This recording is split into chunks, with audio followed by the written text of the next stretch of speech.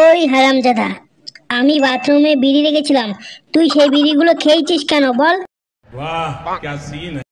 এই যে ম্যাডাম, আমার বাড়ি আর আমার বাথরুম ঘরে ঢুকে আমার বিড়ি খেয়ে আর আমাকে এসে বলছেন? বাহ, খুব সুন্দর দেখছি। কি তোমার বিড়ি?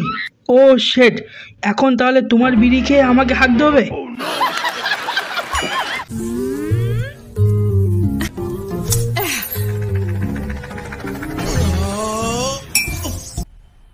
मजा आया। এইবার জিদ্দা আমার বিচি ফাটাবে। ওরে বাবা, ধুমদা এবার ফেটে গেল। এই ছোটু, চল চল চল, শিগগির তলায় চল। কাউকে বলবি না আমি জিথের মাথায় মেরেছি। আমি জিদ্দাকে বলে দেবো। এই শোন শোন, কাকে বলবি তুই? কেউ জিজ্ঞাসা করে আমি বললো তুমি জিদ্দার মাথায় মেরেছো। চড়িয়ে লাল করে দেবো। আমি কি বলেছি নাকি জিদ্দার বিচিতে মারতে?